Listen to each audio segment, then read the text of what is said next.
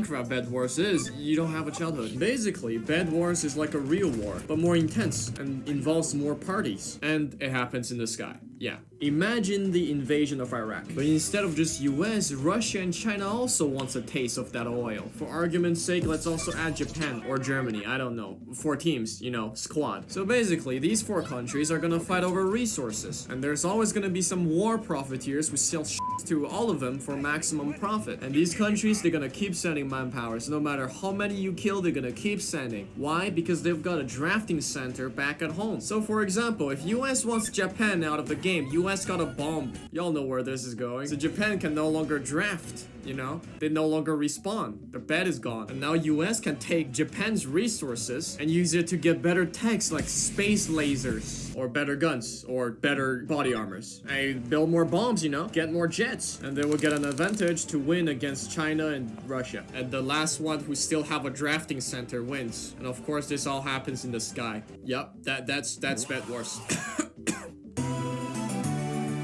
Bed Wars Classic is basically watered down Minecraft Bed Wars, nothing special here. Bed Wars Ranked is the natural habitat of the clan kids. They're attempting to become pro Roblox Bed Wars player. If you're ever gonna play this game mode, be prepared for sweats to drip out of your monitor. Some people sweat so much in this game mode, they transcend the law of physics. Like, their sweat will literally flow through the 4th dimension and onto your monitor. Lucky Block is for the poor people who don't have the Bobucks to buy kits, hoping to get something good from the Lucky Blocks so they can have a little taste of what being rich feels like. Sky Wars is for people who simply want violence and nothing else. They come in, there's no upgrade or economy bullshit. They just pick up some stuff and start murking people. There are also limited game modes like Penguin Genocide and 30 versus 30, where people think that other people will protect the bed, but since everyone thinks that way, no one actually does protect the bed, and then they wonder why the bed got destroyed by one guy with balloons. In most of the game modes, you can play in solo, duo, or squad of 4. Playing squad without friends is like doing a group project, but no one wants you on their team. You gotta pray to RNGesus that you get a full team and that your teammates are competent, because you may very well be cucked and placed in the team alone. This happened to me once, in game and in real life, and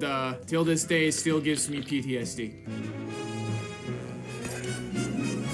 Most of the items in the regular game modes are basically the same as the Minecraft one. I'm not gonna bother explaining these because I believe no one wants me to go on a rant about how wool is structurally incapable of supporting human weight. Roblox Bed Wars gotta be a little bit different from the Minecraft version because the devs know that people are gonna bitch about it and say something along the line of, why don't you play Minecraft Bed Wars? Cause I'm f***ing broke! So the devs added some new stuff to make Roblox Bed Wars special. We got the blast-proof ceramic, which is basically ceramic with blast protection 4. Balloons you can use to airdrop terrorism on other players' base. Tesla coil traps, it shoots electricity at players and it can somehow do it through walls. Stopwatch. Yeah, it's rewind time. Nobody uses this shit. And that's it. And no, I'm not gonna talk about the Lucky Block items because I'm too lazy. The bows and crossbow are kinda overpowered. To compensate for children's skill issue, there's a trail in the game that indicates where the arrow's gonna go. However, for the people who don't have skill issues, this is like giving them aimbot. Shooting also doesn't slow you down for long, so people can just run away while shooting. Very f***ing annoying to deal with, which is why I often do this. There's also an enchanting table, but the devs were too lazy to code the Minecraft version, so we got this bootleg enchanting mechanism instead. You can either get fire aspect, AoE lightning damage, or 20% health instant kill. So yeah, it's actually just Bed Wars, but in Roblox, and kinda scuffed.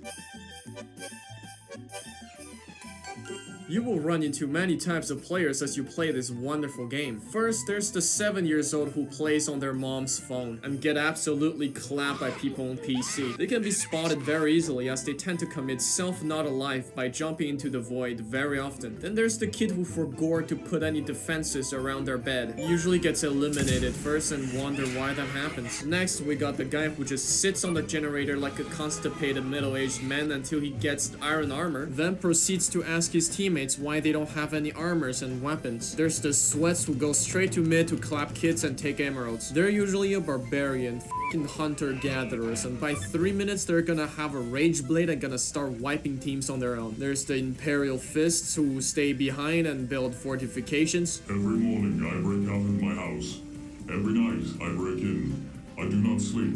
I I only repair the damage and perfect my defenses. The rare team player who goes out their way to get diamonds and getting team upgrades, may God bless their soul. That guy who tries to snipe people from miles away but always misses. That guy who tries to snipe people from miles away but always f***ing hit. The Minecraft Bed Wars player who uses Minecraft tactics and techniques in Roblox and wonders why it doesn't work. The auto clicker who clicks at 20,003 km/h and thinks that the game wouldn't detect that something's wrong. There's the guy who goes in and sacrifices himself for the greater good to destroy beds. In case he fails, he comes back for round 2 and he will not stop until either your bed gets Allahu Akbar or him getting eliminated completely. And finally, there's the boys. They've got strats, they're highly specialized, each one has a specific role to play, and they only have one goal in mind: destroy kids.